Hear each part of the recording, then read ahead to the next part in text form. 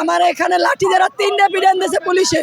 উপরেই পড়ছি, কই ভাই উঠি, আমি পাও ধরছি, উঠতে আছি, তারপরে 3টে পড়ে দিয়েছে, 2টা গুলি দিয়েছে। আমার এক ভাই মারা গেছে, জল কামান পানি তার থপ্পা বাজাই দিয়েছে, আমাকেও দিয়েছে। এই দেখেন ভাই আমাদের পরিচয় এগুলা, আমরা মিথ্যে কথা বলতে চাইনি, কিন্তু আমরা শিক্ষক হয়ে কি আমাদের এটা অপরাধ না?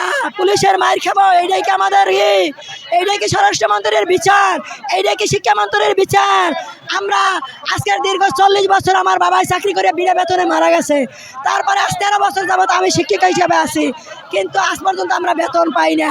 একই প্রতিষ্ঠান প্রাইমারি এবং ইবতেদায়ী মাদ্রাসা 500 টাকা করে বেতন পাইতে, তারপরে প্রাইমারি স্কুলগুলা জাতীয়করণ করা হয়েছে, ইবতেদায়ী মাদ্রাসাগুলা বেতনও বাড়ানো হয় নাই এবং জাতীয়করণও করা হয় না। আমাদের দাবি আমরা করার জন্য আসছি যাতে জাতীয়করণ হয়, কিন্তু তারা আমাদের জল কামান দিয়ে পুলিশের হাতায় অত্যাচার করাইছে, লাঠি দ্বারা পিটাইছে। 1-1.5 আমাদের নারী সদস্য তাদেরকে পিটাইছে, হসপিটালে আছে, এক ভাই মারা গেছে। আমরা এটা শিক্ষামন্ত্রীর কাছে এবং স্বরাষ্ট্রমন্ত্রীর কাছে বিচার চাই। কিসের বৈষম্য বাংলাদেশ? কোনো বৈষম্য বাংলাদেশ হয় না।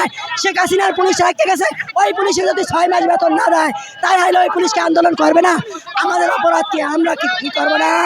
এই শিক্ষককে আমাদের অপরাধ, আমাদের জাতীয়করণ ঘোষণা দেবে, তারপর আমরা মাঠ ত্যাগ করবো, হয়তো জাতীয়করণ না। আপনারা এই শাহবাগ সড়কে কেন সবাই অবরোধের জন্য বসেছেন বা আন্দোলনের ডাক দিয়েছেন, একটু যদি বিস্তারিত বলতেন। আমরা 8 দিন যাবৎ প্রেস ক্লাবের সামনে আন্দোলন করি। আন্দোলন করার পরে অবস্থান ধর্মঘট করতেছি। শুক্রবারে আমরা 24 তারিখে আমরা সংবাদ সম্মেলনের মাধ্যমে জানাই দিছি যে আমরা প্রধান কার্যালয়ে যাব, রাষ্ট্রপতির কার্যালয়ে যাব। আজকে আমরা শান্তিসভ্যভাবে মিছিল নিয়ে আসছি, আমাদের এটাই সবাই একমত জানাইছে। নুরুল ইসলাম নূর বলেছে যে আপনাদের দাবি যুক্তি আছে। তারপরে চরমনার হুজুর রেজাউল করিমও বলছে যে আপনাদের দাবি যুক্তি আছে, আপনাদের পক্ষে আমরা আছি, আপনাদের দাবি যুক্তি। তারপরে ছাত্রনায়কেরা বলছে, তারপর শিবিরের লোকেরা বলছে, জামাতে ইসলাম বলছে, সবাই সম্মতি দেওয়ার পরে আমরা কি একটা মিছিল নিয়ে এই জায়গায় আসছি। আমরা দ্বিতীয় লাইনে ছিলাম, পুরুষরা 2 লাইন সামনে ছিল। এই জায়গায় আসার পরে পুলিশরা বলছে তোমরা সামনে যাইতে পারবে না। আমরা মহিলা মানুষ কি করছি, এক সাইড হয়েছি। তারপর কি করছে, 2টা গুলি করছে। 2টা গুলি করার পরে ভয় পাই আমরা এক সাইডে গেছি। যাওয়ার পরে পুরুষরা ধাক্কাধাক্কি করতেছে, থামে না দেখে পানি মারছে। আর পানি একের পানিতে ভিজা রোডের মধ্যে শুয়ে পড়ছি। পানিতে ভিজা আমরা 3 জন এভাবে হাত দিয়ে রাখছি, রোডের মধ্যে শুয়ে পড়ছি। শুয়ে একবার ভিজা গেছি। তারপরে উঠতে আর যাইতে পারি না যাইতে পারি। একটা পুলিশ আছে, কালো একটা লাঠি বাইর করে, চিকন একটা পুলিশ এই বাইরে শুরু করছে। বাড়ি একটা দিশার কই ভাই, আর আমার বাড়িদের নামের পায়ে ধরছি। 3 জনে পা পাছা ধরছি, কোটার কসম ভাই, পা পাছা ধরছি। এই জায়গায় ধরে বলছি ভাই একটা বাড়িও দিয়ে নামে যাইতাছি গা। তারপর ওই পুলিশটা 3টা আঘাত করছে। এই আবার এমন জায়গায় আঘাত করছে বলাও যাবে না, দেখানো যাবে না। তারপরে আবার মাথায় বাড়ি দিছে, আমার শরীরে আঘাত করছে। যে আঘাত করছে সে কি পুরুষ পুলিশ? ওরে আমি এই জায়গায় আসছে, সাংবাদিক কয়েক বাইরে বলছি যে ভাই এই পুলিশটাই মারছে, ওরে আপনি ধরেন। তারপরে পুলিশটা পিছনের দিকে গেছে, একবার পিছনের দিকে পা দিয়ে গেছে, ওই পুলিশটাই মারছে, ওরে ধরে নিয়ে আসেন, আমি চিনবো। অত্যাচারী পুলিশ যদি এই দেশে বেতন পায়, আমরা কি শিক্ষিত হয়ে ভুল করছি না পাপ করছি? আমরাই যদি ভুল করে থাকি তাহলে আর কোনো জাতি শিক্ষিত হবে না, আর জাতি কখনো স্কুলের মাস্টার হওয়ার স্বপ্ন দেখবে না। আমরা যখন বাচ্চা করে পড়াই তখন বলি যে তোমরা কি হইতে চাও, বলে যে আপনাদের মতো ম্যাডাম হইতে চাই।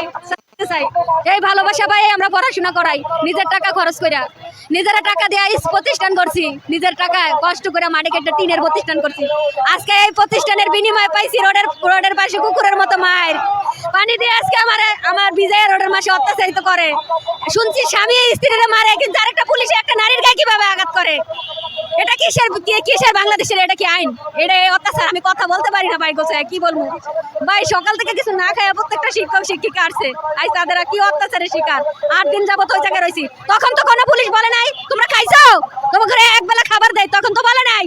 আজকে মারতে কেন আসছে? গায়ে হাত তুলছে কেন গায়ে হাত তুলছে কুকুরের মতো রাস্তার পাশে? আমি পায়ে ধরছি ভাই, একটা মার দিয়েন না। তারপরও মারছে, কেন মারছে? কি অপরাধ? যাক মারছে তাতে দুঃখ নাই, যদি আমার জীবন চলেও যায়, ওর যদি কোনো ক্ষোভ থাকে, আমার মারিয়া ফেলায়, বলেন পুলিশরা বলেন কয়জনের গুলি করে মারলে ওই শান্তি হইবার নিয়ে আসেন।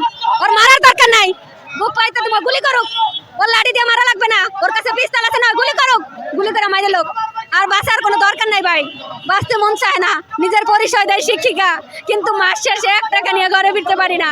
মানুষের ধিক্কার দেয়, বলে কি শিক্ষিত, যা আন্দোলন করে তো দিন দিন 4 দিন চিল্লাই আবার বাড়িতে আয়া পড়বি, কোনো বেতন দিবে না কেন ভাই?